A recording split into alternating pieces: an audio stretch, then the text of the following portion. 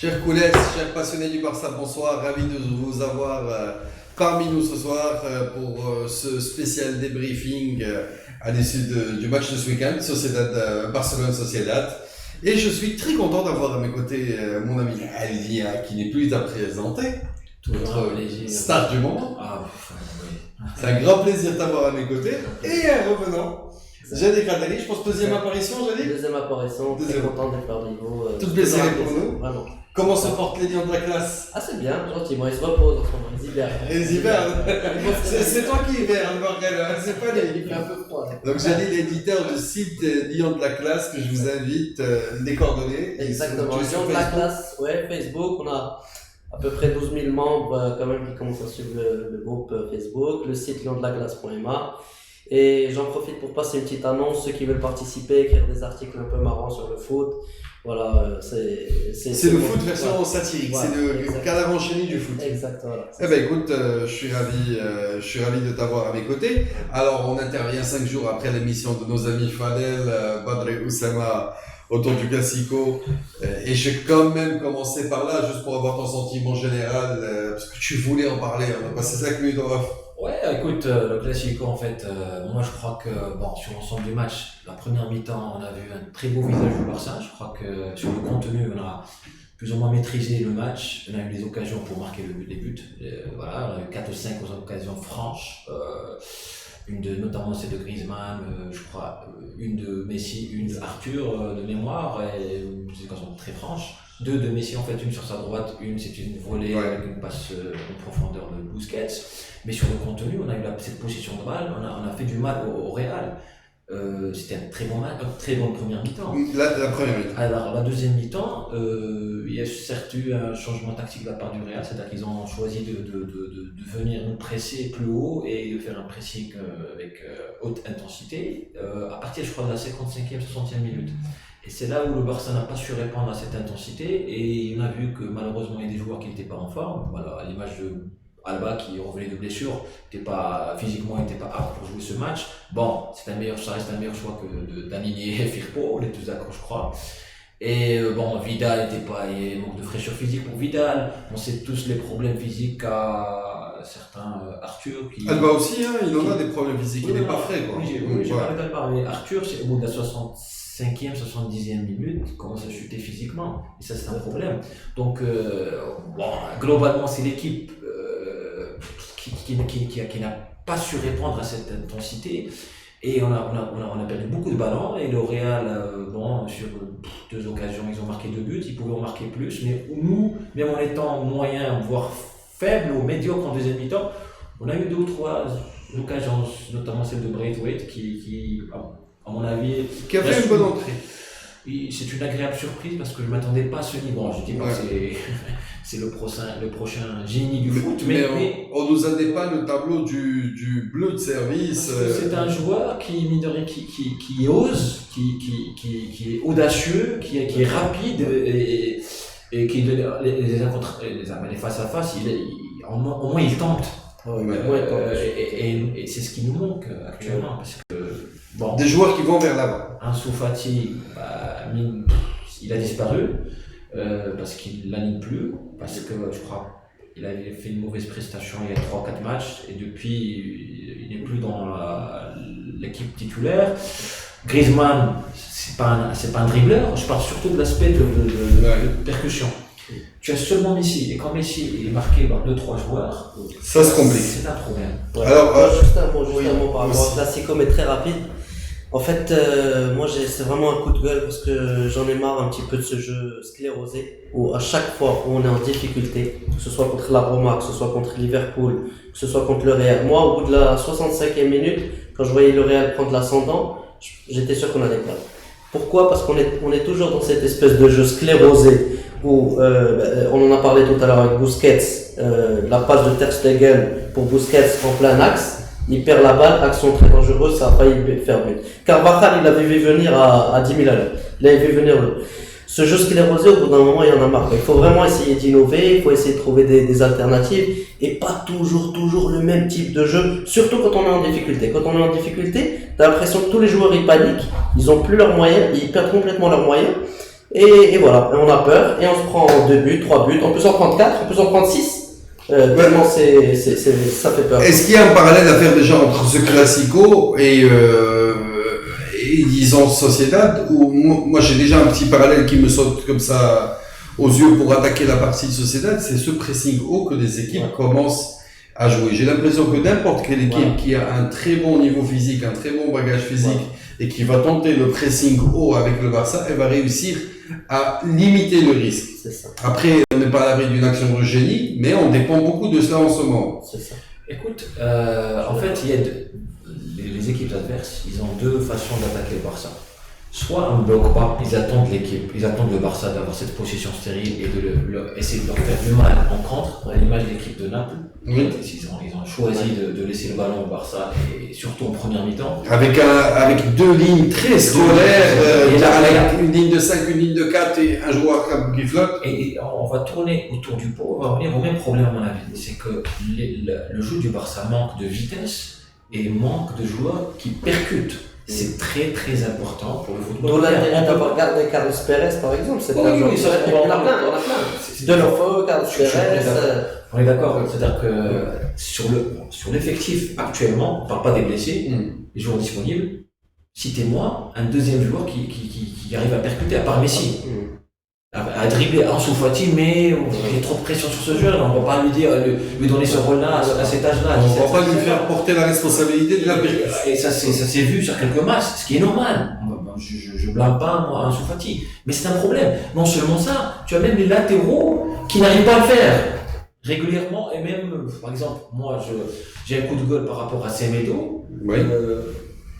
Semedo, c'est un joueur très athlétique qui est rapide, qui gagne beaucoup de duels défensivement et tout ça, mais offensivement il peut apporter beaucoup plus. Il est trop irrégulier et à l'image de son dernier match contre Sociedad, mais à chaque fois qu'on le sollicite, quand on essaie d'avoir une sortie de balle propre à travers Ter Stegen qui passe le ballon par exemple à n'importe quoi, à Piqué qui trouve, il y a un certain décalage d'une ou deux secondes pour monsieur Semedo. Qu'est-ce qu'il fait Semedo? Au lieu de tracer vers l'avant, d'aller vers l'avant, au moins de trouver une certaine verticalité vers l'avant, un partenaire vers l'avant, il fait sa fête pour faire une passe en retrait. Mais est-ce que c'est parce qu'il n'a pas de solution? Ça repositionne. Mais non, c'est pas question de n'a pas de solution. Il doit oser. Par exemple, sur l'autre aile, même si Alba n'a pas encore retrouvé son niveau, mais offensivement, sur 2, 3, 4 ou 5 occasions, il a eu la même situation, mais il perce. Soit au milieu avec sa vitesse, il trouve un partenaire et ça crée le décalage du surnom. Attention, il y en a d'autres comme Pierre Bonnet qui nous regarde qui dit qu'il faut arrêter avec ses passes de Ter Stegen dans l'axe pour Busquets. On trompe systématiquement. Est-ce qu'il y a cette recharge de l'axe? C'est exactement ce dont je parlais. Oui, exactement. Comment ce que tu as dit. En fait, moi, à mon avis, alors, ce jeu de possession est très important. Je ne suis pas contre ce genre de jeu de possession. Mais le problème avec ça, c'est que, moi, à mon avis, je donne mon avis en tout cas. Le problème, c'est pas de donner le ballon à Busquets ou à De Jong ou à Arthur ou je sais pas qui sur le milieu. C'est que quand le porteur de ballon, il reçoit le ballon, il doit déjà avoir cette prise de décision, qu'est-ce qu'il va en faire avec, il doit avoir 2 ou 3 solutions. C'était ça la force avant, on en a parlé tout à l'heure en off, c'est qu'au moment du contrôle, la décision doit être prise. Et le contrôle doit servir à orienter le jeu. Exactement. Et aussi, c'est-à-dire qu'il n'y a pas assez de mouvement autour du porteur de ballon. C'est ça le problème. Quand tu vois des équipes, je sais pas, on va parler de Liverpool ou de City, avec deux styles différents. Mais écoutez, vous allez voir, si vous regardez un match comme ça, oubliez le porteur du ballon. Il faut se focaliser sur les joueurs autour. Et vous allez voir beaucoup de mouvements, ça bouge énormément. Mais au Barça, malheureusement, la majorité du temps, et ça implique tous les joueurs, même les joueurs offensifs. Parfois, ils attendent le ballon, qu'ils recevront le ballon et c'est pas possible. On doit faire des appels en profondeur, on doit varier un peu le jeu, mais aussi éliminer. Et si c'est un jeu de possession, ça doit être un jeu de possession rapide et surtout vers l'avant. On va lire le commentaire de Mohamed Kalim et bonsoir à tous ceux qui nous regardent, notamment Ahmed Chouali, donc Pierre Baudet, Hassan Barjoum aussi nous regarde, Hajab Krim. C'est qui Hassan? Je connais pas. Monsieur nous regarde, moi je le salue comme tout le monde. Anas nous regarde, salut Anas Naji, Lubnahlou aussi. Alors, et Mohamed Kalim Moussa nous dit bonsoir les coulisses. Le Barça n'arrive pas à me convaincre et à me donner des signes d'espoir. Qu'on va gagner ces titres cette saison et surtout la scène. Le jeu à la tiki-taka cruyffienne est ennuyeux et à mon avis pas très efficace. presque toutes les équipes arrivent à le contrer. Et nous, sans le génie de Messi, on n'arrive plus à être dangereux. On manque gravement de vitesse d'exécution, de joueurs capables de créer de danger continuellement, comme le faisait Suarez. Alors là, je pense que tous ceux qui en voulaient à Suarez, qui disaient Zrak dira des occasions, je pense que c'est le moment pour faire un grand mea culpa et imprimer un poster de Suarez et mettre dedans. Alors juste un mot sur le jeu cruyffien et tiki-taka. Bon, ça c'est un peu l'ADN du Barça. Un peu l'ADN du Barça, l'Ajax, c'est un style de jeu. Donc ça, je pense que quand c'est bien exécuté et que c'est bien fait, je pense que et ça moi, va être très je vais te choquer, c'est un mythe. Le Barça de Cruyff, moi, j'ai pas vu de tiki-taka. Le Barça de Cruyff. C'est tout ce que j'ai vu, et j'ai consommé des heures YouTube à chercher ça. Alors, je vous invite à lire par contre le dernier Sans Foot, spécial Pays-Bas, c'est un bijou. D'accord. Ouais.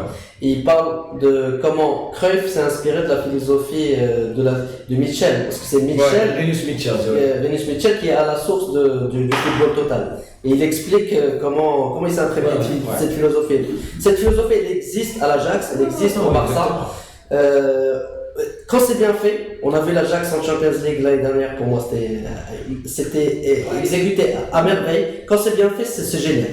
Quand on n'arrive pas à le faire, c'est la catastrophe. C'est aussi simple que ça. Bah nous, on le fait très bien. Possession passe. Mais on a un peu travesti ce système. Voilà. On a travesti ce système. Normalement, c'est tout le monde attaque, tout le monde défend. Là, pour moi, c'est ça. L'Ajax, c'était ça. Tout le monde attaquait, tout le monde défendait. Hier, je te retrouve à la surface de réparation. Le tiki-taka, c'est pas forcément le football total. Non, moi, je parlais plus du football total. Non. Mais bon, moi, ce que j'ai envie de dire, c'est le problème du Barça actuellement, c'est qu'il y a un problème d'envie, de motivation, de niaque. C'est-à-dire que j'aimerais trouver un entraîneur comme celui de Jürgen Klopp avec Liverpool. Il les transforme. Il transforme l'état d'esprit des joueurs. C'est des monstres sur le terrain. Ils sont prêts à tout donner. Au Barça, on a limite l'impression qu'ils n'ont pas envie de jouer. Bright White, un petit peu la dernière fois, j'ai adoré sa réaction. Levez-vous le public, donnez un peu de grinta, donnez un peu de niaque. Là, j'ai l'impression qu'on est en train de devenir un peu... Bon, j'ai rien contre les Japonais, les Asiatiques, etc. Mais on retrouve dans le public énormément d'Asiatiques qui limite ont aucune attache avec ce club, etc. Non, mais attention, on rentre dans un autre débat. Mais j'ai dit, on peut pas avoir le monopole du cœur. Si les mecs ont fait 20 000 km pour venir voir le Barça, c'est quelque part ils ont une attache très très forte. Oui. Voilà, non, le problème des stades, ils ont un caractère international, c'est l'homogénéité des champs. Pas tout le monde peut les apprendre. Il n'y a pas de créativité, ça se renouvelle pas. Je trouve que c'est moins puissant, cette espèce d'osmose entre le public et les joueurs. Je trouve que c'est devenu beaucoup moins puissant que ça l'est avec d'autres clubs. Séville, juste le FC Séville, quand tu vois leur public, le Betis, plein d'autres clubs, il y a vraiment une osmose. Je crois que c'est historique, c'est-à-dire que le Bernabéu et le Camp Nou, ça n'a jamais été des... Non, c'est pas des choses. C'est pas des choses. C'est jamais... Parce que tu as cité l'exemple des Asiatiques, mais pas des Asiatiques, il y a beaucoup d'étrangers, et normalement, à part les ultras qui sont derrière les buts, c'est en train de devenir une marque un peu trop... Exactement, c'est ça. C'est pas le public de Raja ni du Bida, on est tous d'accord. Mais le référentiel est biaisé chez nous, les Marocains. Je vais en profiter pour féliciter tous les supporters du Wydad et du Raja et ceux du Hassani El Agadir pour les qualifications en demi-finale. Et on croise les doigts pour Berkane qui joue en ce moment sa qualification après un match où il avait fait un match 2-2 en Égypte. Donc bonne chance à eux et j'espère que ça fera un quatuor marocain. Et puis bonne chance à tous nos amis subsahariens qui nous regardent et qui n'ont pas pu se qualifier. Bonne chance à eux pour les prochaines éditions. Bravo aussi Zneti, tout particulièrement, qui a fait un match exceptionnel, j'ai trouvé. Oui, les deux gardiens ont sauvé leurs équipes. Tchagnauti aussi a été excellent. Les deux gardiens, c'était les deux. C'est surtout au niveau de l'état d'esprit, j'ai trouvé. La motivation, l'état d'esprit, j'ai adoré. Vraiment génial. Donc là, alors, juste un truc, parce que tout est lié en fait. Quand on dit qu'on n'arrive pas à faire ça, à appliquer quelques phases de jeu, quelques comment dirais-je, quelques consignes, quelques règles de la tiki-taka ou du jeu du football moderne, mais c'est lié au physique aussi. Ouais. Il y a un problème physique actuellement. C'est-à-dire quand tu dis qu'il y a manque de grinta et de tout ça, par exemple, comment dire, c'est-à-dire que le corps ne suit pas en fait. Je vais me focaliser sur un joueur par exemple, parce que c'est toujours comme ça, le maillon faible de l'équipe, c'est Rakitic. Mais Rakitic, sincèrement, le mec il court, mais on a l'impression qu'il marche. Il joue pas le même sport. ils jouent pas au même sport que les autres, sincèrement. C'est-à-dire que c'est un problème physique. Et là, c'est-à-dire que tu n'as pas que Rakitic, mais j'ai ciblé Rakitic, mais c'est un problème global de physique. C'est-à-dire que je suis pas d'accord avec toi quand tu dis qu'il y a un manque d'envie. Par exemple, contre Naples, on n'a pas fait un très bon match. Mais en termes d'envie, j'ai vu une équipe qui avait. D'ailleurs, on avait souligné ça.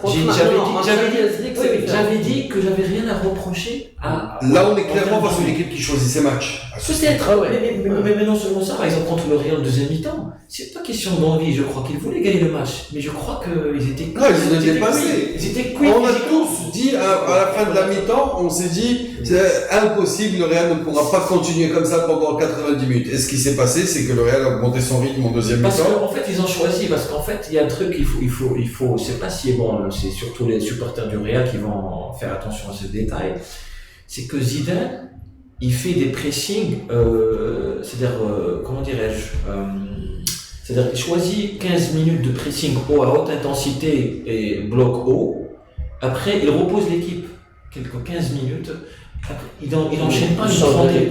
Et ça déstabilise parfois les autres équipes. Ce qu'il a fait contre le Barça, il a commencé avec un bloc bas.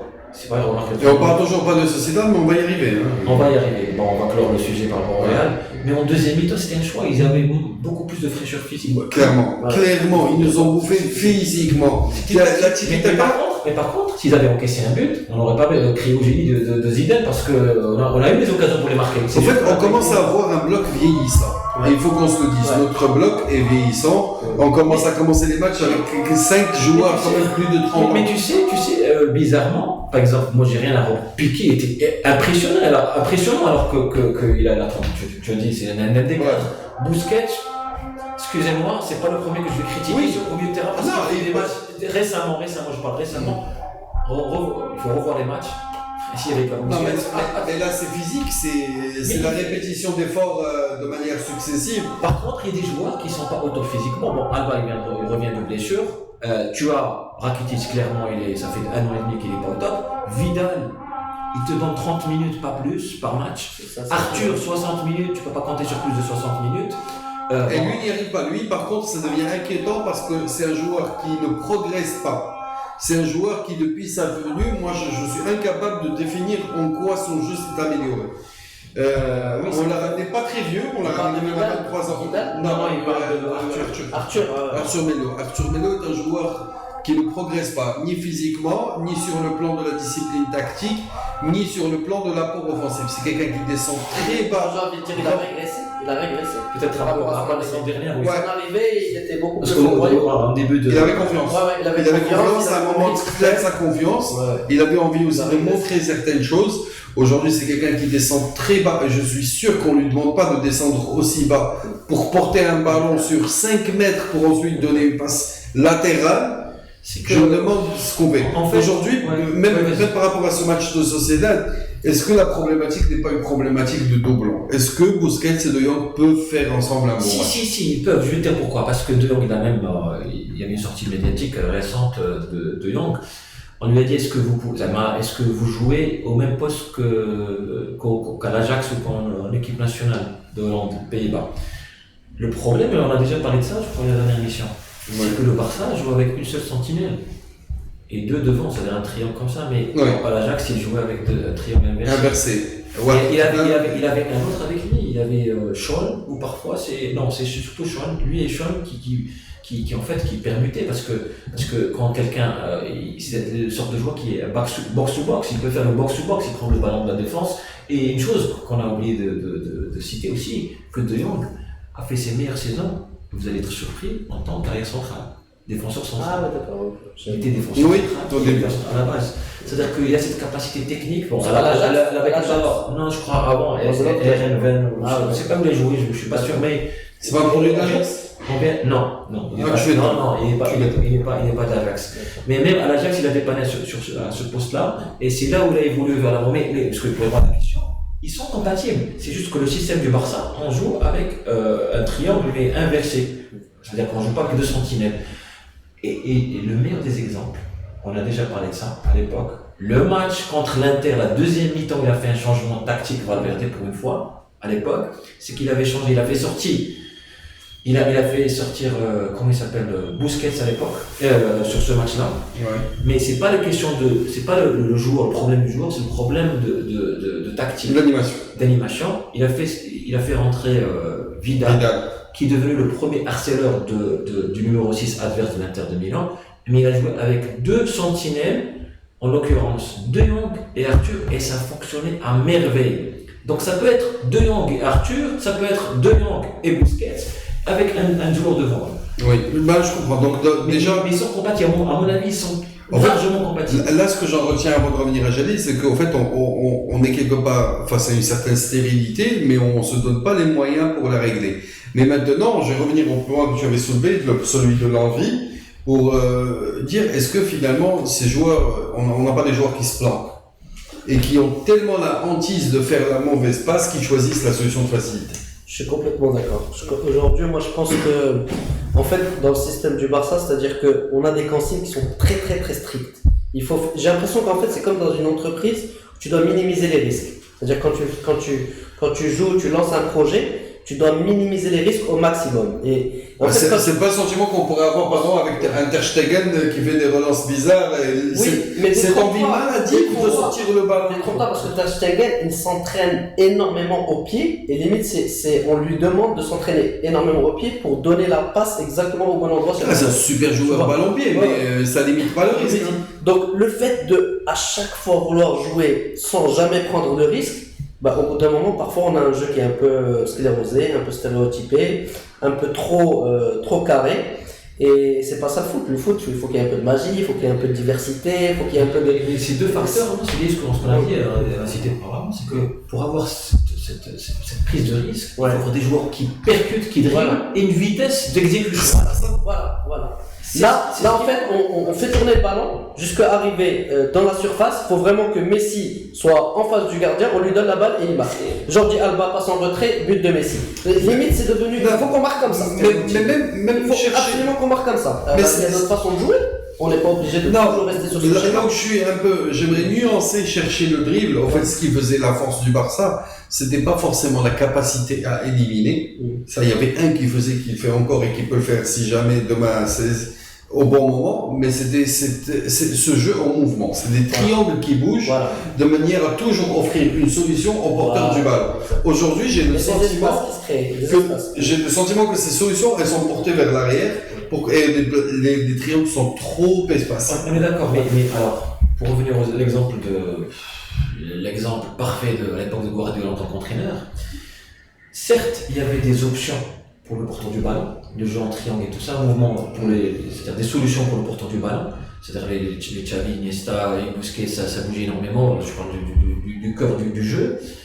On va revenir sur les commentaires dans 2 minutes. Oui, mais tu avais des joueurs qui arrivaient à éliminer. Tu parles de Xavi. Xavi, même avec sa feinte, à chaque fois il arrive à éliminer. Iniesta, à chaque fois il est éliminé. Et tu me disais, on avait des joueurs, pas que Messi, sur les ailes, on avait des Pedro, on avait des Thierry Henry, on avait des Eto'o, on avait à chaque Villa, des joueurs qui arrivent à éliminer. Tu as besoin de ce type de joueurs. Je dis pas qu'on a besoin que de ce type de joueurs, mais on a aussi besoin de ce type de joueurs. Non, mais que faire aujourd'hui, Makish? Mais que faire? C'est pour ça que. Et on s'est satisfait, toi et moi, il y a peut-être une émission ou 2, sur le fait qu'on ait retrouvé des petits triangles. Oui. Notamment sur les côtés, et ça permettait. On avance plus facilement à 3. Je vais revenir sur les commentaires avant de vous redonner la parole. Salut Abil, salut Douleit qui nous regarde. Assalfo Drago, bonsoir. Karim Filali, tout le monde se cache. J'ai quoi, mon ami? Tout le monde se cache. Non, en fait, regarde, c'est déjà j'ai imaginé le mec à la garantie. Au cas où tu oublies de lire un mot, un truc comme ça, pas dénaturer les propos de c'est normal. Salut Ouadraga qui nous regarde, un fidèle auditeur, je pense, du Mali. Alors, Karim Filali, salut, tout le monde se cache pour pas avoir le ballon et quand on l'a, on la passe derrière. Oui, ce sentiment qu'on porte le jeu vers l'arrière, on en a parlé. C'est Brahim Moutsaoukil, bonsoir, ainsi que Yusuf Sbaï. Moabou nous dit le problème, c'est que c'est effectivement gravement de qualité, surtout au milieu de terrain. Vidal et Rakitic n'ont plus leur place, même sur le banc. Je suis d'accord. Vidal? Vidal, Vidal, il apporte quelque chose. 30 minutes. Vidal, c'est le. Oui, en tant que remplaçant. Je suis d'accord. Vidal, c'est la version améliorée d'Arda Touran. Oui, je suis d'accord, mais tu sais, Vidal, il est top. mais Vidal n'a jamais été, je suis d'accord, il a peut-être un plus, un truc différent, une variété de jeu, mais ça n'a jamais été le type de joueur du Barça. Non, oui, Non, c'est pas obligé, c'est pas obligé. Mais attention, il n'est pas très mauvais ballon. Attention, le mec, il a joué au Bayern, il a joué à la il a- Oui, c'est ça. tu sais, il a Par ses beaucoup- qualités, il a fait une carrière exceptionnelle. C'est clair, c'est Bayern, là. Là, قاعدوا لي يلعب عندهم tous ceux pour qui il a joué et il a joué bla baraka. Non, c'est-à-dire qu'il y a cette grinta. Voilà, qu'on pense déjà, c'est-à-dire son manque de. Parce que c'est pas le joueur. Il apporte un volume. C'est pas le joueur. Oui, on est d'accord. On a besoin Et de le Barça aujourd'hui, on a besoin. Si, c'est vrai. Alors, Mohamed Khalid nous a dit le jeu de possession doit être axé vers l'avant pour créer le danger. On continue aussi veiller à garder la vitesse d'exécution qui déstabilise la défense adverse. Ce n'est plus le cas. Oui, c'est pas faux. Bonsoir Hicham Hmiyed, c'est Mourad Moutsaouki, j'espère qu'on fait les choses bien, sinon tu es mal placé, tu regardes en train de faire un live Facebook. Bonsoir Amal, si Ahmed Izrael nous regarde, bonsoir à toi. Vincent Poro est là aussi. Alors Yassir Beta nous dit Barca needs a big name to help Messi. Je pense que ça fait partie du prochain Bah, on projet. a Braithwaite, c'est bon, c'est réglé. Big name. Attends, on va y revenir. Déjà, Branco dans ce match, je veux votre avis. Ouais. Bonsoir Hassan Alami et à Joe qui nous regarde. Alors, Pierre Benarissa a raison, le Tiki Taka a débuté avec Raika. Merci Pierre, je pense qu'on se comprend un peu sur ça. Belkan Scores nous rassure Yassir et il nous dit que le Barça a un problème avec le recrutement de bons joueurs. Oui, c'est le cas. C'est le cas où même quand on fait de bons recrutements, on les optimise pas de la meilleure manière. Franchement, On peut pas dire que je préfère Dembélé est un avoir, mauvais recrutement. je préfère avoir Braithwaite, que Coutinho et Dembélé avec le montant que j'ai payé. Quoi. En termes de retour sur investissement, en 3 matchs, il a déjà montré que ça C'est les recrutements, ça c'est meilleur aussi ce qu'on en investissement. fait. Non, il faut attendre, en termes d'envie peut-être, mais il faut attendre pour il faut pas se flammer non plus pour oui, Braithwaite. non, Il a même pas non. marqué un but. loin de là. Ah bah non, Enfin, pas, mais ce que je veux dire, c'est qu'on n'est pas obligé de dépenser des montants astronomiques C'est vrai qu'on a fait pour des- avoir de bons Mais joueurs. en fait, On peut faire des achats intelligents. C'est possible, il y en a qui, il y a des En clubs fait, qui font ça. c'est un bureau, c'est une directiva qui est acculée, et par moment, il y avait un excédent, disons, budgétaire ou de liquidité, où là, il fallait calmer l'opinion publique, Ouais. et on a fait des achats précipités. C'est parce que, en fait, ce qui a déréglé le marché, c'est la vente de Neymar, de son 22, et il fallait le remplacer coûte que coûte. On s'est positionné sur Coutinho, on l'a pas eu l'été, on a eu le mercato d'après, et dans Dembélé, c'était la seule option qu'on avait.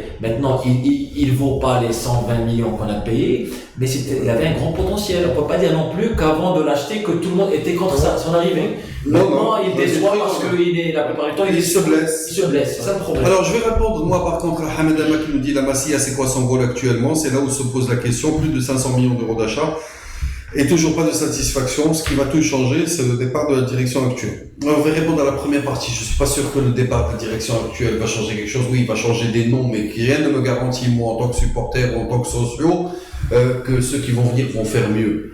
Je pense qu'il y a un problème au niveau de la direction sportive déjà. Parce qu'elle a les moyens de faire un meilleur job, elle ne le fait pas. Est-ce que c'est parce que c'est limité? Non, les budgets sont là. Il y a eu de mauvais choix en termes d'achat, en termes de départ, en termes de politique de vente, en termes de politique de prêt. Et ces achats, certes, le bureau les a validés, hein, il est responsable à 2000%, mais il y a aussi une mauvaise direction sportive. Moi, je vais répondre juste au paramètre de la Masia.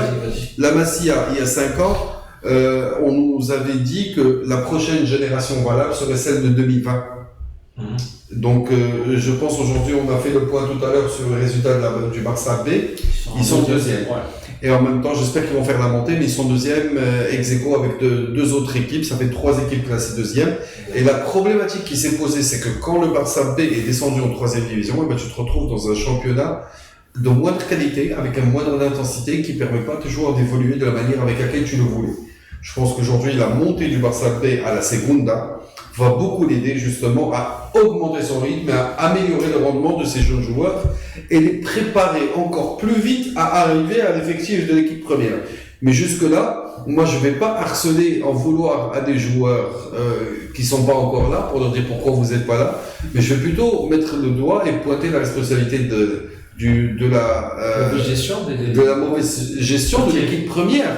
Mais les gars du football formativo au sein du FC Barcelone, ils ont un engagement, ils ont un plan quinquennal, une formation ne se juge pas sur 2-3 ans. mais il savait qu'on aurait un creux générationnel et qu'en 2020, on aurait une génération compétitive. C'est aussi, il faut dire qu'on ne donne pas vraiment la chance à quelques joueurs potentiellement qui avaient, c'est-à-dire, on pouvait se dire qu'ils ont toujours le potentiel pour jouer en équipe première. Ricky Villa, par exemple, il était en train de s'échauffer contre la Sociedad. Oui, il n'a pas joué, mais depuis son match en Copa contre Ibiza, où il a fait une erreur de marquage, il n'est plus rentré dans la rotation. Et aussi, on a laissé partir un Abel Ruiz alors qu'on en avait besoin. C'est clair. Voilà, c'est-à-dire qu'il pouvait dépanner, on pouvait au moins voir ce qu'il a dans les jambes. Le mec il finit avec plus de 20 buts. Parce que moi, en fait, ce qui me Et dérange. tu l'envoies comme ça. Oui, exactement. En plus, un truc qui me dérange, moi, en fait, par rapport à les décisions prises cette saison, c'est que moi, j'assume, je disais avant, en début de saison, qu'on avait l'un des meilleurs effectifs en Europe, si ce n'est le meilleur. Je m'explique. Tu avais Rafinha, tu avais les joueurs qui sont partis. Rafinha, Alenia, tu as laissé partir Todibo. Tu as laissé partir Carlos Pérez, Abel Ruiz. Mine de rien, tu n'as plus de banc de touche. Avec les blessures qu'on a, on n'a plus de banc de touche. On a plus de pièce de rechange. Et c'est un problème, c'est grave. Mais c'est grave, c'est une mauvaise gestion, une mauvaise préparation je sais pas moi. C'est-à-dire que toutes les équipes ont des blessures durant la saison. Mais ils ont des plans B, plan C, plan D. Nous, qu'on n'a pas de. Clairement, il y a une grosse faillite au niveau de la direction sportive et c'est là où je rejoins Yasser Attal qui dit que voilà, Abidal n'est peut-être pas l'homme de la situation. Et que moi aussi je regrette un mec comme Begelstein, je regrette un mec comme finalement, j'ai beaucoup tapé sur Robert Fernandez, mais c'était pas lui le problème. Voilà, donc même en ramenant un autre, il y a des mauvaises décisions qui sont faites et qui sont prises pour stabiliser la masse salariale, pour toujours essayer de flirter avec ce 70%, ne pas le dépasser. Je dirais à Messi de baisser un peu son salaire comme ça on peut recruter. Je peux lui passer un coup de fil. Essaye. Hicham Shafi nous regarde, salut Hicham Shafi, Brian Tia, Sana. Ah, ça fait beaucoup de filles du coup. Hafed nous regarde aussi. Hafed Bikeran, ravi de t'avoir mon ami. Alors Yassir, j'espère que j'ai lu tous les commentaires après que tu es tranquille. Adnan Fadeli, Kalim Souda, Wadi Bijlouk. Eh ben écoutez, ça fait beaucoup de nouveaux visages et il y a Badr Nurmal qui nous regarde et je suis curieux qu'il n'ait pas interagi. Ben Badr, tiens, si tu es toujours à l'écoute, tu peux nous appeler. D'ailleurs, le numéro WhatsApp s'affiche et on commence à prendre des appels tout de suite, donc il n'y a pas de problème si vous souhaitez intervenir de vive voix. Alors, Béro Ludy Godwin nous dit le milieu manque de dynamisme, Arthur regarde trop le ballon, Busquets ne joue jamais de jeu long, ce qui gâche certaines actions. Ah, écoute, le jeu long, c'est les occasions qu'on s'est créées récemment, c'est grâce au jeu long de Busquets. Non, et les occasions ratées, notamment la dernière scène de Messi en Classico, c'était la passe de Busquets. Il fait en moyenne, sincèrement, il fait 1 à 2 passes comme ça par match. Après. Salut Mehdi Naguib, alors il continue, il dit donc Béro Ludy Godwin nous dit De Jong doit jouer à son poste. Griezmann, je l'aime, mais il n'est pas adapté au jeu du Barça. En fait, Griezmann n'est pas employé de manière efficace. Tu as cité De Jong en premier. Ouais, ça joue à son poste. De Jong, il y a une sortie médiatique récente, j'ai lu ça, de Gullit. Il est déçu, Gullit. Ouais. Et moi, je suis d'accord avec son avis, c'est-à-dire que il dit qu'on trouve un De Jong trop timide. Trop timide. Oublions le fait qu'il est mal exploité, on est tous d'accord et tout ça, mais même dans sa prise de risque, il ne prend pratiquement aucun risque. Par contre, j'étais agréablement surpris par son dernier match. J'ai vu un meilleur De Jong contre Sociedad. Il était l'un des seuls qui sortit un peu du lot parce que il a osé, il est parti, il a essayé d'éliminer son face-à-face. Il a joué plus en profond, plus de jeu vertical. J'ai trouvé, et c'est ce que je veux, c'est ce qu'on demande de De Jong. Alors De Jong, qu'il joue avec une sentinelle à côté de lui, ou là qu'il joue sur la gauche ou sur la droite, il est tellement pétri de talent qu'il doit prendre plus de risques. Parce qu'on dit, quand tu vas poser la question tout à l'heure, qu'est-ce qu'on fait parce qu'on n'a pas de joueur d'ailier qui dribble et tout ça. Mais c'est un joueur qui peut éliminer son face-à-face au milieu de terrain et qui peut créer le surnombre. Il le fait rarement. Et quand il le fait dans l'autre sens, dans le mauvais sens. Il fait la première feinte, deuxième feinte, après il se bloque, il passe en retrait à piquer ou à... Parce que justement devant lui, on ne propose pas de solution. Non. Si, je t'explique. Quand il dribble la première fois, il arrive à éliminer. Mais tu vas voir un truc, c'est un réflexe qu'il a. il fait tout le temps 2 feintes. Il ne fait jamais une seule feinte. Il fait la première feinte. Le problème, c'est que parfois, avec cette première feinte, il arrive à éliminer son face-à-face. C'est juste qu'il n'est pas sûr. Il veut s'assurer que vraiment. Mais la deuxième feinte, c'est vers là. J'ai remarqué ça, sincèrement. Et c'est quelqu'un, par contre, c'est l'une des grosses satisfactions pour moi en termes de volume physique. Je pense que c'est quelqu'un qui a un très gros volume. Ouais. Et je pense même qu'il a, et c'était l'un de ses points d'insatisfaction. Mais, par rapport au rythme proposé par le Barça et qu'il a pris un préparateur adapté. Un autre aspect de son jeu, on parle toujours de De Jong, c'est défensivement, c'est pas top non plus. Il récupère pas assez de ballons. C'est-à-dire, il court beaucoup, mais c'est surtout dans le vide, c'est rare quand tu vois De Jong tacler. Il le fait, mais rarement. Tu vois, c'est-à-dire qu'il se salit pas. Tu vois, c'est pas un Casimiro, c'est pas un Valverde. Par exemple, un Valverde sur l'aspect défensif. Il est nettement supérieur à De Jong sur l'aspect défensif. Tu vois, on n'a pas cette J'ai rien à lui reprocher, moi, tu sais, sur l'aspect offensif non plus. Hein. Il a une pointe de vitesse, le gars. Parce que De Jong est meilleur techniquement. C'est juste que l'autre, il est plus efficace. Oui, tout de suite, actuellement. Alors pour Griezmann, bon, je ne sais pas si tu veux en Non, pour l'instant, je suis dans l'attente. Alors moi, Griezmann, je pense que, bon, pour plaisanter un petit peu, je crois que, en fait, il est invité chez bon, ça va dire, un groupe d'amis chez quelqu'un. Il mange à la table des grands. Non, c'est pas ça. Il mange à la table. Non, c'est pas ça. On veut pas lui donner le code de Wi-Fi. Ouais. C'est ça le problème. C'est ça, quand tout le monde le boycotte, on va pas lui donner le code de Wi-Fi. Le mec, il n'a pas un 4G dans son téléphone. On ne veut pas lui donner le 4G.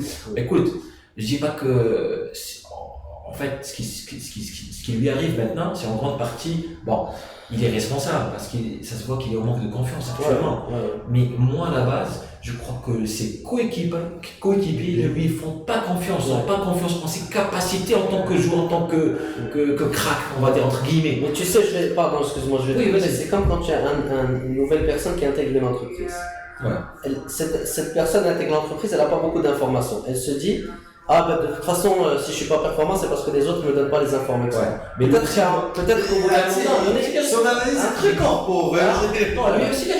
au bout d'un moment, voilà, il faut se donner à fond, il faut rentrer, il faut se frotter, il faut faire des erreurs, il faut se battre. Mais un truc que il n'est pas si mauvais que ça. Non, ses performances sont pas mal. Il a marqué quoi, 8 buts pour l'instant. Statistiquement, disons que l'apport dans le jeu reste quand même peu. Oui, non, sincèrement, moi j'étais le premier à le défendre, et maintenant, si on fait un petit bilan, je pars sur le contenu de ces matchs, surtout ces récentes prestations, c'est très moyen. Bizarrement, il a un apport défensif exceptionnel. Ouais, tu sais, parlant de statistiques, tu me connais les statistiques, j'ai lu un truc, c'est que, alors les 3 milieux contre Sociedad, Busquets, Rakitic et De Jong ont récupéré 6 balles, les 3. Griezmann à lui seul a récupéré 5 balles. Est-ce que vous trouvez ça normal?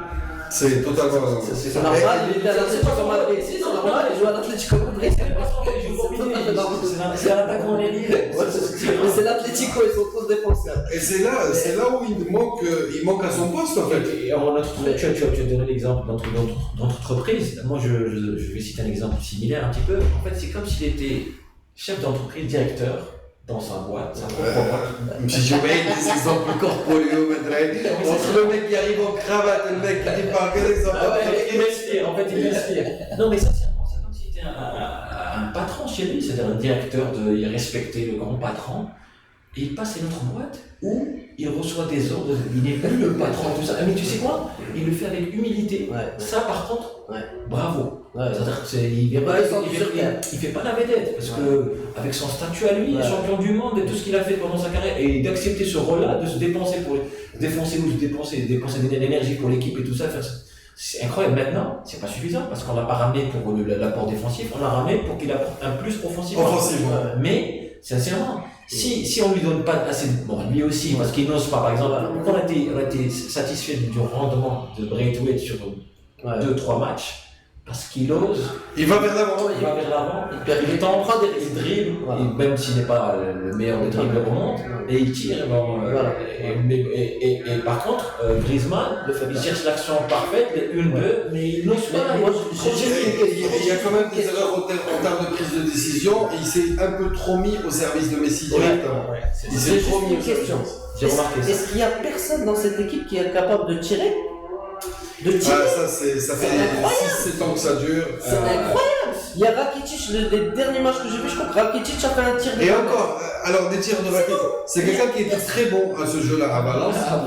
Voilà. Pas Valence, Séville. Séville, pardon. Il était très bon à ce jeu-là à Séville.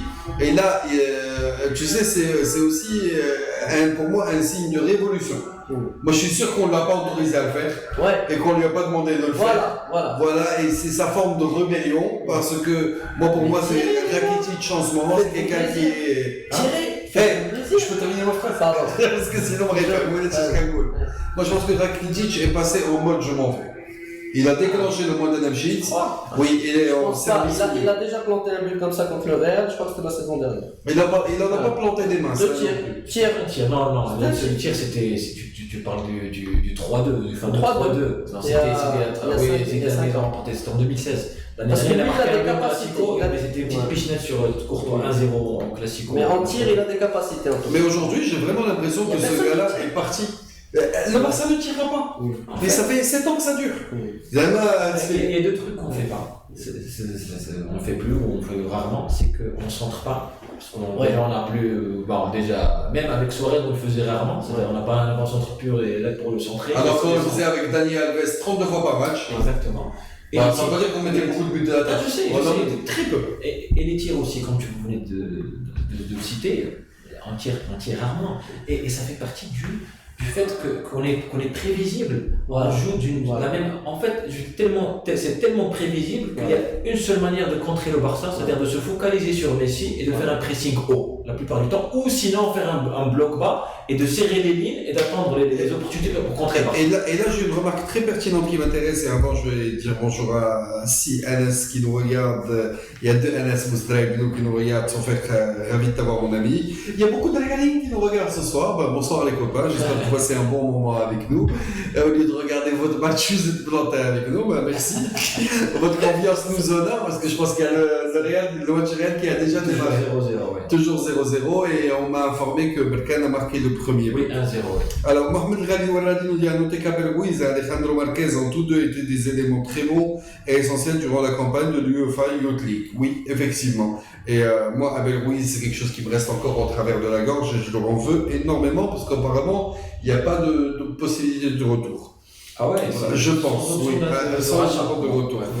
Si quelqu'un a une information contraire, je serais ravi de l'entendre. Griezmann fatal en contre-attaque, mais le Barça en contre-attaque ces derniers moments, c'est pas possible parce que soit tu as des marquages individuels, soit tu as des blocs. Ouais, mais tu sais, mais cette capacité, parce qu'il a déjà marqué 2 buts en contre, si vous vous rappelez, contre la Sociedad. Ouais, 30 minutes. Et un truc, une passe même de Ter Stegen, je crois qu'il a aucun boulot, c'est-à-dire qu'il est rapide, il peut le faire, mais on le sollicite rarement. Moi, franchement, je crois encore en Griezmann. Je me dis que sa première saison, il n'est pas encore complètement adapté. Mais il faut lui faire des joueurs, c'est même pas l'entraîneur, je crois que l'entraîneur. Mais même lui a peut-être quelque chose à faire. J'ai vu qu'il s'est mis au maté, bois 2 fois plus de maté, mon gars, fais un truc. Mais il faut que tu t'intègres à la team maté parce que là, il rate de très bonnes opportunités d'intégration avec l'absence de Suarez. Mais on n'a pas parlé d'un truc. On va y arriver tout de suite et je vais te laisser parler de ce que tu veux. Parce que je voudrais quand même dire bonjour à ma maman qui oui, bien sûr. Salut maman. Amin Konati nous regarde et Paco nous regarde aussi. Paco, un bon poulet sous son état. Paco Mounine, c'est pour ceux qui connaissent. Barca need to build another dream team et on va fermer ça. Oui, il essaie de s'exprimer en anglais, il essaie d'attaquer. Mohamed Reda nous regarde, salut Mohamed Reda et salut Ziani, mon ami merengue. زيادي الرياض لعبه سير تفرج انا غدا نعاود لك هادشي اللي كنت نعاودو لك غدا عيط لك ونعاود لك كلشي vas-y tu avais une réflexion bon on n'a pas parlé de la méforme de Messi clairement Messi n'est pas à 100% physiquement et même mentalement. Est-ce que Sapubalji ne commence pas à trop le peser? Déjà il n'a pas fait la préparation début de saison parce qu'il était blessé. Et ça commence à peser sur son rendement physique surtout parce que ça se voit qu'il manque un peu de fraîcheur physique, ça se voit. Mais il n'y a pas que ça. Moi, je l'ai déjà dit, je crois, on a parlé de ça à 3. J'ai dit, j'espère me tromper, j'ai dit que Messi n'est pas dans son assiette. C'est tout ce qui se passe dans sa tête. Il est même nerveux. Le mec, il a pris le 33e carton consécutif, ça ne lui est jamais arrivé. C'est inadmissible. C'est incompréhensible. Ça veut dire que Messi, normalement, c'est quelqu'un de très zen. Bon, il peut aussi péter un plomb, tout ça. Ça arrive, mais rarement. Ça se voit qu'il est nerveux, qu'il n'est pas. C'est-à-dire que même les buts qu'il a ratés contre le Real, surtout avec la passe de Busquets, normalement il à l'aise. Un grand match de Courtois. Et même la prise de décision sur le contre, les rares fois où De Jong a percé avec une passe, il a cassé une ligne, il a donné une passe en profondeur à Messi, et Messi il avait sur sa droite, comment il s'appelle, Marcelo, sur sa gauche, Varane. Au lieu il avait un petit ou 2 pas d'avance sur Varane, sur les deux je crois. Au lieu de rester sur la ligne de Varane, parce que le seul moyen pour l'arrêter, je parle de Varane, c'était de le tacler, de le gêner par derrière, soit penalty, soit c'est clair et net. Il a fait le mauvais choix de couper sa course vers la droite, et c'est là où il a donné la chance à Marcelo de tacler. Ce genre de prise de décision, c'est-à-dire il a clairement pris une mauvaise décision, il le fait rarement. Ça se voit que moi, j'essaie d'analyser, bon, je sais pas, je suis pas un grand expert, mais j'essaie d'analyser, je crois qu'il y a quelque chose qui se passe, ça résume un peu ce qui se passe dans sa tête. Il n'est pas en confiance, je compare Messi à Messi, attention, je compare pas Messi au jour normal, je parle à son vrai niveau, ça se voit qu'il n'est pas... Il a passé tout un mois de février sans marquer en Ligue 1. Et bien, tu sais, moi, j'ai pas... Il a été joueur du mois, non? Moi, tu sais, il peut, c'est-à-dire que même dans les duels, parfois, tu vois que on lui prend le ballon parfois facilement, il rate parfois des passes faciles. C'est tellement inhabituel de la part de Messi. Il est mal physiquement, il s'énerve, il fait des fautes. C'est lié. Alors, j'ai l'information que je cherchais, c'est celle d'Abel Ruiz qui a pris de 6 mois avec Achad, option rachat pour le Barça. Merci Mohamed Rali de la précision. Et c'est la tête d'informe qui nous suit de New York. Merci beaucoup. Et ça fait quoi comme décalage New York? Ça fait beaucoup. 5 heures, je crois. C'est ça? 5 heures, je crois. Il devrait être en train de dormir. Non, au moins. Ouais. Ah oui, c'est à gauche. Genre 4 heures. Ok, donc ça va, Bécher, dimanche, 12 madame, dimanche, tranquille. Marhaba Bsi. Il y a un match de Super Bowl là, non? Mais il n'y a pas de support. Comment ça support? Moi j'ai joué. C'est fini. Ça, il peut pas. Si Ali est là, Rabé nous regarde, salut Ali, ravi à toi. Alors tout à l'heure j'ai fait un coucou à ma mère et là je vais faire un coucou à ma belle-mère. J'ai tout mon fan club avec moi ce soir. C'est sympa la famille. La famille, je les ai endoctrinés. Je suis là par ça. Non, je suis très ravi de vous avoir à l'autre bout de l'écran. J'aimerais qu'on parle un petit peu aussi de ce petit souci de vestiaire, et peut-être que c'est l'un des éléments qui pèse un peu sur Messi, c'est-à-dire le petit conflit qui se pose avec l'adjoint. On l'a vu gesticuler sur le bon touche. Moi personnellement, je n'ai pas trouvé ça élégant. C'est un sanguin salabien, il faut l'accepter. Parlant d'élégance, ce serait bien qu'ils mettent des costards cravates qui sont un peu plus élégants. Ouais, c'est même pas... Non. Mais les costards cravates, on a compris. Tu vas l'embaucher, tu vas l'embaucher, Non, c'est même pas ça qui m'a dérangé, mais c'est vraiment le choix des mots utilisés sur un bon touche. En fait, avec l'entraînement, vestiaire, et encore pas dans cette équipe, je pense. En fait, il montre. Bon, il a déjà eu des problèmes avec le vestiaire de Betis Séville auparavant, et je crois de Las Palmas, là où il est passé avec. Rouanet. Oui. C'est-à-dire qu'il a une forte personnalité et tout ça. Maintenant, moi, ce qui me dérange, c'est que déjà, tu dois. T'es pas la personne la plus bête sur Terre, tu sais très bien que les caméras sont sur toi. C'est-à-dire, au moins, tu caches, première des choses. Moi, mais là, il gesticulait, ça non, mais tu vas vers ton entraîneur, tu lui dis voilà, tu peux t'énerver, mais sans que les médias sachent ce que tu dis. Parce que tu vises des joueurs. Mais si. Typiquement, Luis Enrique et comment il s'appelle son adjoint, ils étaient. Onzoué, je crois, ça s'appelle Onzoué. Ils étaient tout le temps. Qui est aujourd'hui coach, je pense, 7 ans. Il est passé par le CETA, mais il a été viré par le CETA. Mais attention, alors on parlait de Sarabia, c'est ça, Eder Sarabia. Moi, j'ai pas de problème avec ça, parce qu'il faut montrer de l'émotion. Maintenant, il faut que ça soit mesuré, il faut savoir, comme j'ai dit, il faut pas le montrer au public, parce que voilà. Mais j'ai apprécié les sorties les réactions des joueurs, parce que Piqué l'a défendu, il a dit au contraire, on veut quelqu'un et Alba a dit la même chose. Donc est-ce que c'est juste une sortie diplomatique ou là pour être correct politiquement parlant, mais je crois qu'il faut, on peut pas, parce que je crois que Quique Sétienne, il montre pas beaucoup d'émotions. Ouais. Il montre plus d'émotions par exemple qu'un certain Valverde, mais c'est pas quelqu'un de très émotif. On n'a pas besoin d'un Valverde bis, quoi. Non, on n'a pas besoin d'un Valverde. Donc, on les dose, sincèrement, moi, Valverde. Je préfère quelqu'un, ça passe ou ça casse, ou quelqu'un de réservé, qui montre pas ses émotions, qui engueule pas trop les joueurs. Donc, c'est donc Claude, je crois que c'est Claude, je crois que c'est un non-événement, je crois, ça arrive. Mais le problème, c'est qu'à chaque fois, il y a une polémique autour du club, ça soit. Il y en a tellement. Oui, dans ma tête, je suis en train de croire. Même s'il n'y a pas de polémique, on va la créer. Aussi, on a un problème de poisse, de malchance, vous pouvez appeler ce que vous voulez, c'est les blessures. On récupère un joueur, on perd un autre. On avait Arthur blessé, on l'a retrouvé, il s'est rétabli. Comment il s'appelle? Alba s'était blessé, on a récupéré Alba maintenant, Arthur s'est reblessé. Ça se termine pas assez. Est-ce que c'est lié à la préparation physique de la tiens beaucoup à ce paramètre. Ça peut être un facteur. J'ai une question aux téléspectateurs. Est-ce qu'au jour d'aujourd'hui, vous pensez qu'on a une chance de gagner la Champions League? Et si oui, argumentez. En 2 heures, vous avez 2 heures. Je vais être le premier à répondre. La Champions League, on a une chance d'ailleurs. même si je suis la personne la plus optimiste sur Terre, normalement de nature, j'y crois pas. La Champions League, il faut oublier, sauf vraiment si on fait un parcours à la Chelsea de l'époque de Matteo, c'était l'entraîneur Matteo qui avait remplacé l'Italien, voilà. Parce que c'était pas mérité un hold-up, oui, un miracle, mais sur ce que je vois, le niveau actuel. Alors, la vraie question serait, est-ce que le Barça est encore capable de produire une montée de niveau?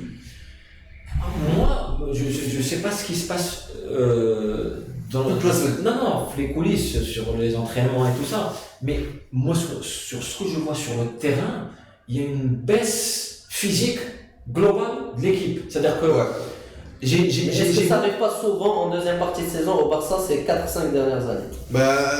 Justement, on avait avec Valverde, on avait réussi à absorber la crise de février, qui était notre mois noir. Je pense qu'aujourd'hui, oui, on a globalement absorbé, mais là, il y a quand même un niveau très très faible au niveau de la Liga. Il y a un relâchement global des équipes avec de nouveaux entrants dans la danse qui ont grappillé des points au trio de tête. Est-ce qu'il y a un nivellement qui est en train de se faire? Mais effectivement, ce nivellement ne suffit pas pour la Champions League. C'est-à-dire que tu as cité, moi je vais citer deux exemples concrets d'équipes qui sont tellement fraîches physiquement, c'est Getafe et Real Sociedad. C'est deux équipes qu'on a affrontées récemment. C'est des équipes très bien organisées, surtout Sociedad offensivement et défensivement. Au Getafe c'est plus défensivement. En gros, les 3 points de Sociedad, c'est une très très bonne affaire. Il faut se le dire. 3 points, moi j'aurais signé tout de suite. Mais on parle c'est le contenu qui nous a un peu parlé, tout ce que tu veux, qu'ils vont s'écrouler d'ici la fin de la saison. Ils sont toujours en course en UEFA. Ils vont pas effectivement être sur le tableau. Mais tu sais, ils vont s'écrouler. Je pense, peut-être, j'en sais rien, mais en tout cas, sur l'aspect physique, ils sont très forts physiquement. Et donc, on peut pas dire que c'est le niveau global de la Liga qui a baissé. Peut-être qu'il y a quelques équipes aussi. Bon, le Barça et le Real peut-être. Non, c'est les 3 premiers qui ont baissé de niveau. Les autres ont augmenté de niveau. Ils ont pris des points aux 3 premiers. C'est nous qui avons perdu des points avec le Real, avec l'Atlético, et qui a permis à de nouveaux entrants qui ont haussé leur rythme pour nous les prendre. Ces 3 équipes elles sont moins régulières que les saisons précédentes. Je parle du Barça, Real et Atlético. Les autres équipes en ont profité, c'est sûr. Mais c'est sur le mérite, pas sur. C'est pas par défaut. Allez, dans nos rejoints sur le point de Salami, il dit que sur le fond, ok, pas sur la forme, effectivement, plus ou moins discrétion et pas devant des télés. Alors, Mohamed Ghani nous dit, Louaradi nous dit, sans Suarez, je pense pas que nos numéros 9 peuvent être assez décisifs lors des tours de quart ou de demi, en disant que je m'attends pas à des goléades. Ah mais attention, s'il vous plaît, Suarez, c'est quand la dernière fois qu'il a marqué en quart de finale ou en demi-finale de Champions League? Faut arrêter avec 5 ans. Non, attention, non, soyons précis. Ça fait 5 ans qu'il n'a pas marqué de but à l'extérieur, mais il a toujours marqué à domicile. Non, mais attention. Et il a même planté des doublés à domicile. Non. On parle de phase à élimination directe. Je parle pas de phase de groupe. Ça fait 5 ans qu'il n'a pas marqué de but. Le Barça Liverpool. Non, à l'extérieur. Le Barça Liverpool, il en a plein tête, non? Le Barça Liverpool. Oui, il a marqué. Oui, c'est vrai que. À l'extérieur. À part l'exception, c'est vrai, le premier sur la passe d'Alba. Non, si tu cherches un peu, je retrouve. Non, sincèrement, c'est des statistiques qui sont. Il a marqué en phase de groupe, mais il n'a pas marqué. Et même en phase de groupe, si tu vois ces dernières campagnes européennes, tu te retrouves avec 1 ou 2 buts. C'est trop peu. C'est là où quand Messi n'était. Bon, c'est pas qu'il était en mauvaise forme, c'est quand il. Bon, il peut pas tout faire non plus. On avait besoin de quelqu'un pour l'aider. Sur les 4-5 dernières saisons, Suarez a disparu. Il ne faut pas oublier tout ça parce qu'on a cette crise d'effectifs que voilà, Suarez aurait été la solution. Peut-être qu'il dépanne parfaitement bien en championnat et en Champions League. Ça fait depuis X ans qu'il n'a jamais été la solution. Ah bon, les statistiques le prouvent. Oui, il n'y a pas contribué. Moi, je me satisfais aussi d'un neuf qui plante un doublé à domicile. Hein. Moi, ça m'irait très bien. Juste pour remarquer à l'extérieur. Ça va le marquer à domicile. Sam, je te promets, à part le but contre Liverpool, il n'a plus marqué en phase finale. Donc quand je dis phase finale, des matchs à partir du 8e de finale. Son dernier but, c'était l'année où on avait gagné le triplé. C'était où il a marqué contre. Il a marqué même en finale contre la Juve, il a marqué surtout l'année, 2 buts contre Paris Saint-Germain, il a marqué pas mal, il a marqué au retour contre Bayern Munich. Là, il a marqué beaucoup de buts. Mais après la saison 2015, il n'a plus marqué, à part le but de Liverpool au match aller, il n'a plus marqué en phase finale, en phase d'élimination directe, plus de buts.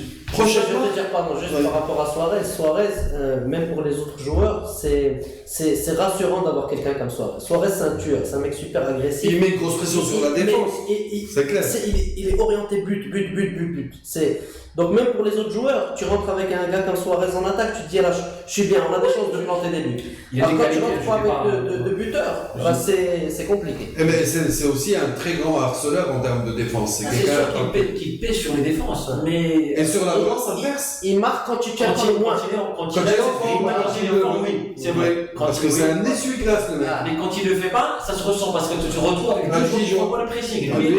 Et ça déséquilibre l'équipe. Alors, prochain match contre Mallorca, ça va, relax, on sort chez eux. Non, moi je suis pas relax du tout. À l'extérieur, on a deux équipes cette saison. Ça a commencé avec Valverde, ça continue avec mais on parle pas du contenu.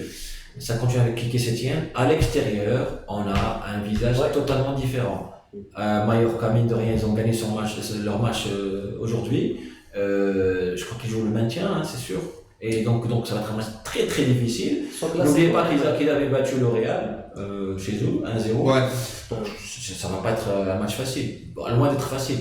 Et surtout parce que le Barça est en manque de confiance à l'extérieur cette saison. Ils n'ont pas de repère, pas de match.